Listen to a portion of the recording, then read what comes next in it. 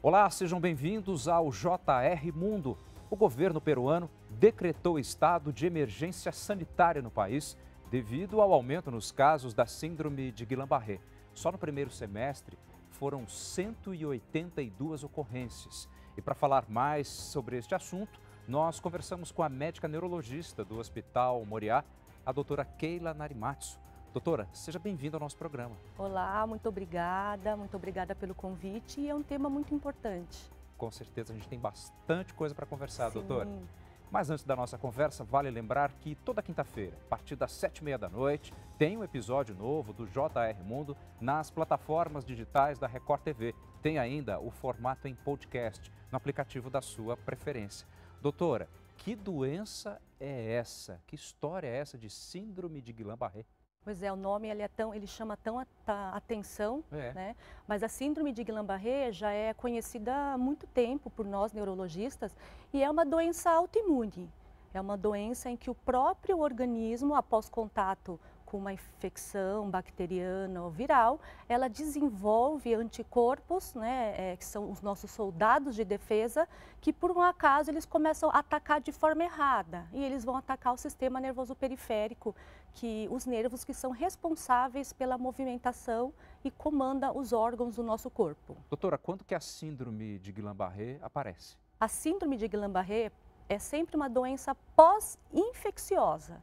Então, existe sim uma predisposição, muitas vezes uma infecção, né, ou até vacinação, que o teu organismo vai ativar o sistema imunológico e aí sim pode acontecer a doença, a síndrome de Guillain-Barré. Doutora, antes da gente entrar mais específico no que está acontecendo no Peru, que foram 182 casos confirmados, inclusive com mortes, a senhora falou uma palavra que se a gente não conversar melhor sobre isso pode gerar dúvidas. Vacinação. Em que circunstância a vacinação pode estimular o aparecimento da síndrome? Sim, então isso é um excelente tema, porque a vacinação, ela pode sim causar o Guillain-Barré, né? Então, o Guillain-Barré, a síndrome de Guillain-Barré, pode ser um efeito colateral da vacinação, mas isso é muito raro, é um efeito colateral incomum. Então, nessas campanhas de vacinação em massa, como foi agora, né, contra a Covid-19, as vacinas contra a gripe, Sim. as campanhas de dengue no passado, febre amarela, claro que há um aumento dos casos de Guillain-Barré. Por quê? Porque a vacinação foi em massa, milhões de pessoas foram vacinadas. Mas, então, acho que o que é importante as pessoas saberem?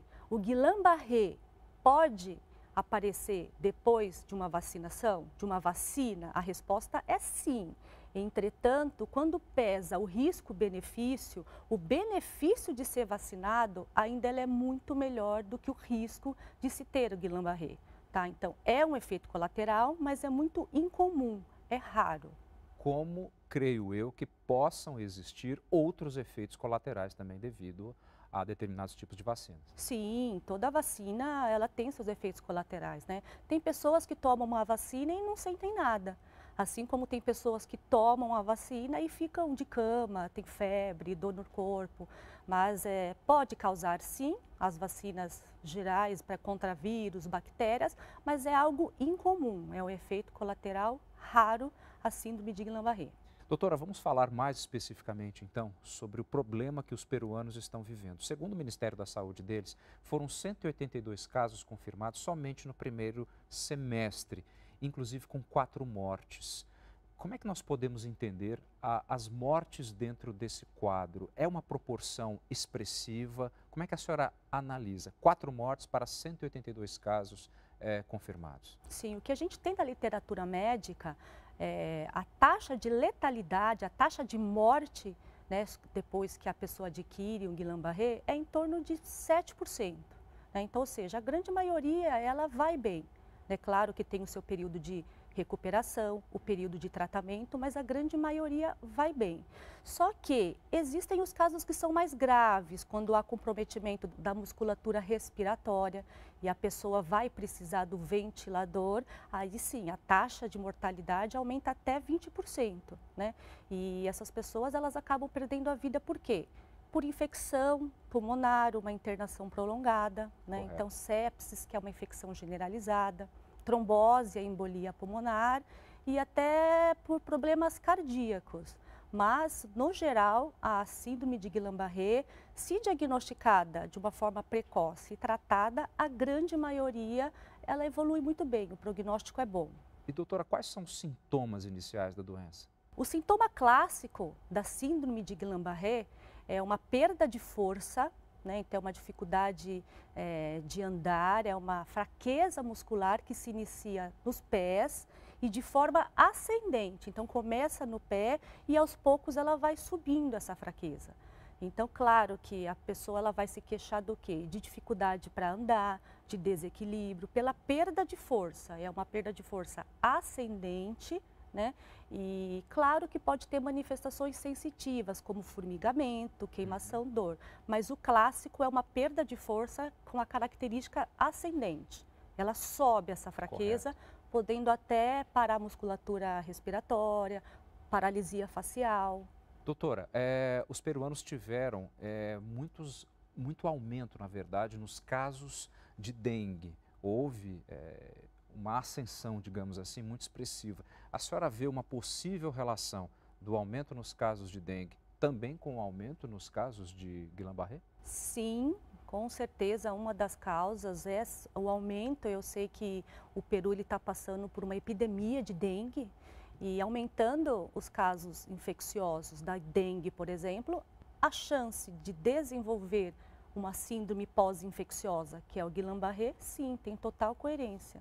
Justamente porque o corpo, na tentativa de se defender, acaba se atrapalhando, mais ou menos isso? É isso mesmo. Então, a doença autoimune é isso, é uma síndrome pós-infecciosa. Então, eu pego uma infecção, é muito comum uma infecção respiratória ou uma diarreia, né? Então, tem até uma bactéria que ela é mais comum causar a diarreia e uma síndrome de Guillain-Barré, que ela chama Campylobacter jejuni. Depois que a pessoa tem a infecção, depois de alguns dias, até algumas semanas, começa a fraqueza, essa fraqueza ascendente. Por isso que quando existe a suspeita, a história é muito importante. É mesmo? A história, porque a gente sempre vai perguntar, você ficou gripado, você teve febre, teve diarreia alguns dias, algumas semanas antes?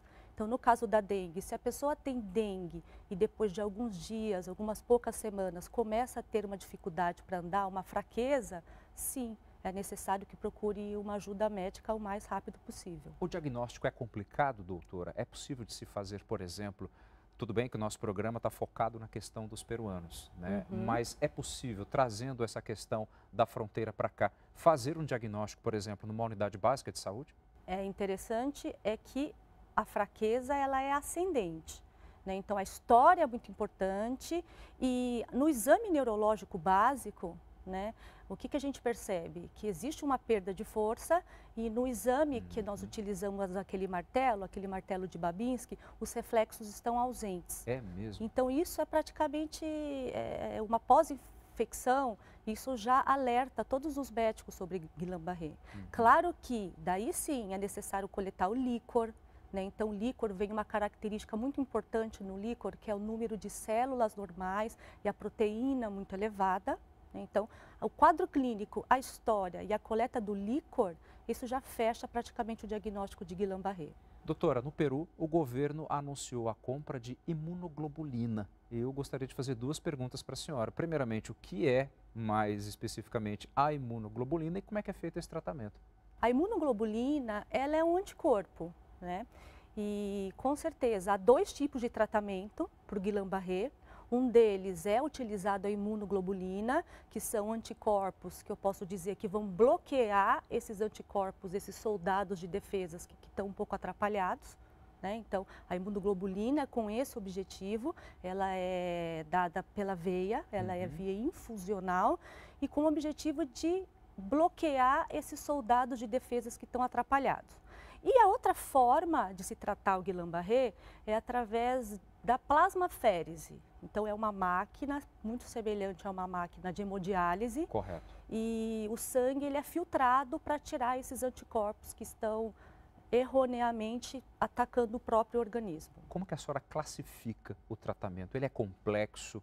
Ele tem um tempo determinado? Dá para resolver a questão com uma certa tranquilidade? 80% dos casos, eles evoluem bem com tratamento e depois com tempo de recuperação, né? Com fisioterapia, reabilitação. Claro que se o diagnóstico for precoce, né? Se a limitação funcional, se a fraqueza ela não é tão grave, a grande maioria ela evolui bem, né? Mas claro que tem aqueles pacientes que evoluem muito mal. Então, seja pelo Guillain-Barré ser mais grave, né? Tem uma evolução muito rápida, acometendo a musculatura respiratória, eles são mais graves. Então, muitas vezes é feito sim a imunoglobulina, algumas vezes faz os 2 tipos de tratamentos, né? Muitas vezes não sequenciais, depois de um tempo faz os 2 tipos de terapia para tentar melhorar o paciente. Então, depende muito do quando é diagnosticado e da forma que esse paciente está. Doutora, quando a gente fala de uma doença que está num país, de um problema, melhor dizendo, que está num país tão próximo ao nosso, é natural que pensemos, será que esse negócio vem para cá? Como é que nós podemos entender a síndrome de Guillain-Barré dentro desse contexto? Porque não é um problema contagioso, não é assim? Não, então a síndrome de Guillain-Barré, com certeza, ela não é contagiosa. Então, acho que essa preocupação de ser um país próximo ao nosso e ter uma contaminação de Guillain-Barré, isso não vai acontecer, né? O que é importante para nós brasileiros é estarmos cientes que existe sim uma epidemia de dengue lá no Peru. Isso está gerando mais casos de Guillain-Barré. Isso serve para nós o quê? Para a gente atentar em relação a diminuir, né, as infecções, evitar as epidemias por dengue, zika vírus, chikungunya. Dar atenção à parte de higiene pessoal, de lavar as mãos, de manipular alimentos, né, da água também. Eu fiquei sabendo que Peru também teve alguma tempestade, teve algum ciclone, né, com muito alagamentos, inundamentos. Isso é uma segunda possibilidade, né? Talvez a infecção, a água contaminada, ela pode sim ter gerado infecções gastrointestinais, dado quadros de diarreia e, consequentemente, o aumento da chance de ter um síndrome de Guillain-Barré. Doutora, nós temos dados que mostram que no Brasil existem praticamente 4 casos para um grupo de 100 mil habitantes. A senhora acha que nós estamos em linha com outros países do mundo, por exemplo? 4 casos em 100 mil habitantes ainda é uma doença rara, né, considerada uma doença rara. Mas se a gente for comparar com países desenvolvidos, né, a taxa aí ela é de 1 a 2 no máximo a cada 100 mil habitantes. Então, claro, 4 a cada 100 mil habitantes é um número pequeno, mas a gente tem que levar em consideração que ela pode acontecer. Se acontecer uma epidemia novamente que nós tivemos de febre amarela, de dengue ou um coronavírus, esse número 4 ele vai aumentar muito. E aí sim fica ainda mais preocupante, E aí né, sim é mais preocupante, né? Porque a gente vai precisar de todo o recurso. Imunoglobulina é uma medicação cara, né? Então a gente calcula essa imunoglobulina por quilo de peso, ela é infundida em 5 dias. Então tudo isso gera um custo, é um custo muito pesado. Doutora, quando nós pensamos, por exemplo, em que a síndrome de Guillain-Barré costuma estar atrelada a certas infecções, por exemplo, como dengue, chikungunya. Infelizmente, o Brasil não é um grande exemplo, não só para o mundo, mas talvez para alguns outros vizinhos. A gente pode fazer, doutora, talvez até uma associação com a nossa precariedade em saneamento básico e a predisposição natural que as pessoas acabam tendo de problemas em função disso? Sim, é total relação, né? Quando tem essas epidemias de dengue, chikungunya, zika vírus, com certeza os casos de Guillain-Barré, eles devem aumentar, né? E isso está muito ligado a saneamento básico, né? Então a higienização dos alimentos, isso tem total relação. Doutora, a senhora falou no primeiro bloco que na verdade essas dormências costumam vir de baixo para cima. A gente também não pode pensar que qualquer dormência da mão, por exemplo, já pode ser, de certa forma, um indício, um sintoma. Não é bem assim, né? Aquela dormência meio incômoda do braço, da mão, para que ninguém fique meio desesperado aí. Não, acho que a gente pode considerar que uma dormência, né, que é uma dormência persistente, né, que dura horas ou mais de 24 horas, já é um alerta, não só para Guillain-Barré, mas um formigamento persistente por mais de 24 horas, ou então formigamento com uma piora mais rápida, acho que sim, esse é necessário um atendimento médico, né? E mais do que a sensibilidade, a fraqueza, é a perda de força muscular. Então, é a fraqueza que começa nos pés. E, às vezes, é difícil para uma pessoa entender que está com a fraqueza no pé. Ela vai se queixar como? De desequilíbrio, dificuldade para andar, né? E isso piora. Então, há casos que a piora ela é muito rápida, né? Mas, no geral, ela tem de ser de algumas horas e alguns poucos dias de uma síndrome infecciosa, de uma síndrome febril. Doutora, tem algum grupo que acaba ficando mais predisposto à síndrome de Guillain-Barré? Crianças, idosos, tem alguma relação? Sim, por ser uma doença até autoimune, em que o sistema imunológico ele está exacerbado, as pessoas com uma faixa etária entre 20 a 40 anos, elas são mais acometidas. Então, a gente sabe que o idoso e a criança têm uma imunidade mais baixa, né, em relação a um adolescente e um adulto. Então, entre os 20 e 40 anos, os casos são mais comuns, mas, claro, ela pode acontecer em qualquer faixa etária. E, doutora, como ela está geralmente relacionada a um quadro infeccioso anterior, demora para aparecer a síndrome de Guillain-Barré? Em relação, por exemplo, a pessoa teve, vamos pensar em dengue, que é algo muito comum no Brasil, infelizmente. Demora para que se manifeste a síndrome de Guillain-Barré ou já é um atrás do outro? Não, ela precisa, o sistema imunológico precisa ser ativado, então a média de aparecimento é depois de 5 dias, mas pode aparecer também depois até 30 dias. Até 30 dias? E nos casos de vacina até um tempo maior, tá? Mas não é imediatamente, mas geralmente é após alguns dias da infecção, do quadro febril, que começa a ter esses formigamentos e a fraqueza, a perda de força. Doutora, uma vez feito o tratamento, existe a possibilidade, então, das sequelas? E que tipos de sequelas são mais comuns, doutor? Principalmente a sequela motora, a dificuldade para andar, né? Então, com certeza, nesse momento, todo tipo de reabilitação, como fisioterapeuta, fonoaudiólogos, terapeutas ocupacionais, psicólogos, eles são muito importantes na recuperação, né, dessa pessoa que teve já um Guillain-Barré agudo que foi tratado, e também nos casos de dor, formigamento, alteração de sensibilidade, há o tratamento médico com medicação também, para melhorar os sintomas. Mas com certeza, feito o tratamento, a fisioterapia, a reabilitação, eles são essenciais. São essenciais. São. Existem casos em que as sequelas de fato acabam sendo graves, doutora? Um quadro de alguém que eventualmente tenha perdido temporariamente os movimentos das pernas.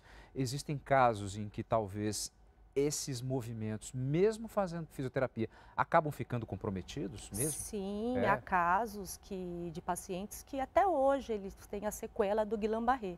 Né? Então, Guillain-Barré, ele pode deixar um quadro sequelar, né, de movimento, principalmente os casos mais graves, os casos que acometeram a musculatura respiratória, né, que o paciente precisou de ventilação mecânica, ficou com uma internação mais prolongada. Então, nesses casos, o paciente ele pode apresentar uma sequela por anos, né? E há também um tipo, que eu posso falar, de um Guillain-Barré mais crônico. Então, a pessoa ela melhora daquela fase aguda, né, que foi feita imunoglobulina, ela melhora e depois de alguns meses ela piora novamente. E aí é como se fosse uma inflamação crônica que essa pessoa desenvolveu, uma doença autoimune crônica. Doutora, sendo um problema autoimune, existe a perspectiva, talvez por um outro problema, dengue de novo, enfim, uma infecção intestinal, como a senhora disse, existe a perspectiva de que a pessoa manifeste novamente a síndrome de Guillain-Barré por mais de uma vez? Sim, a síndrome de Guillain-Barré ela pode ser recorrente, Terrível. mas são casos mais raros, né? Então, o Guillain-Barré por si só já é raro. E ter uma recorrência se torna mais raro ainda, mas pode. Há casos sim da recorrência. Então, como você mesmo falou, se eu peguei uma dengue, e eu tenho um quadro de Guillain-Barré, isso não quer dizer que daqui a uns anos eu pego uma diarreia por uma bactéria bem específica, que é muito comum, e desenvolver também novamente a síndrome de Guillain-Barré. A senhora vê uma evolução no que diz respeito aos tratamentos que têm sido tão ágeis e tão eficientes também nesse aspecto? Existem outras opções? Como é que vocês trabalham com isso? A minha opinião é o Guillain-Barré, ela já é uma doença antiga, né? Então, em questão de tratamento da fase aguda, né? Então, a fisiopatologia é bloquear esses anticorpos ou fazer a filtração, limpar o sangue desses anticorpos. Então, isso eu não vejo ainda uma tecnologia, um tratamento revolucionário na fase aguda do Guillain-Barré. Mas, com certeza, na parte de reabilitação, né, isso cada vez mais vem se desenvolvendo técnicas de reabilitação que vão ajudar muito o paciente que tem a sequela do Guillain-Barré. Doutora, a gente viveu intensamente esse período da pandemia da Covid-19. E a gente via, pelo nosso trabalho e por todo o trabalho de vocês, que certas pessoas poderiam ter complicações maiores. Pessoas com hipertensão, diabetes, sobrepeso, etc. No caso do Guillain-Barré, existe algum tipo de relação assim também? Dá para fazer alguma conclusão nisso? Em relação a doenças crônicas, por si só não. Certo. Né? Claro que uma pessoa com diabetes, que tem uma imunidade aí, né, predispõe à infecção, ela pode pegar infecções com mais frequência, né? Então, mesmo na Covid-19, na pandemia que nós passamos o fogo, né, os casos mais intensos, nós vimos muito Guillain-Barré, né? Então, todo o comprometimento do sistema nervoso central, que engloba cérebro, medula e o sistema nervoso periférico, que são os nervos, os músculos, nós vivenciamos muito Guillain-Barré, muitos AVCs, inflamações cerebrais, meningites. Então, todo tipo de infecção, qualquer tipo de infecção, sendo idoso, sendo obeso, tabagista, eles por si só podem desenvolver Guillain-Barré. Entendo. Doutora, agora uma pergunta que pode até parecer ingênua. Tem como prevenir? A prevenção, que eu diria, seria uma prevenção no sentido que nós conversamos, então sobre a higienização, né, as questões sanitárias, né, a água que a gente ingere, o que a gente come, que tem que estar muito bem manipulado, né, até o leite, né, então é muito comum o Guillain-Barré acontecer após uma infecção pelo leite, né, mas a gente sabe que o processo de pasteurização, que é baixar a temperatura do leite, é justamente para evitar que não tenha o leite contaminado com um tipo de bactéria que pode causar o Guillain-Barré. Então, a forma de prevenção do Guillain-Barré seria nesse sentido, a evitar que a gente tenha alguma infecção bacteriana ou uma infecção viral. É a boa saúde de uma maneira geral. É a boa geral. saúde, mas nunca a gente pode falar de prevenção de não tomar a vacina. Ainda assim, a vacinação, quando se põe na balança, a vacinação, ela é muito mais segura, ela é muito mais importante do que deixar de tomar por conta do Guillain-Barré. Doutora, eu só tenho a agradecer as suas informações e a sua presença aqui no JR Mundo. Muitíssimo obrigado, viu? Eu que agradeço. Muito obrigada, Fábio. O JR Mundo vai ficando por aqui. Esse é o nosso espaço para debater questões de importância global. E olha só, toda quinta-feira, a partir das 7h30 da noite, tem um episódio novo do JR Mundo nas plataformas digitais da Record TV. Tem ainda o formato em podcast no aplicativo da sua preferência. Muitíssimo obrigado pela sua atenção e até o próximo programa.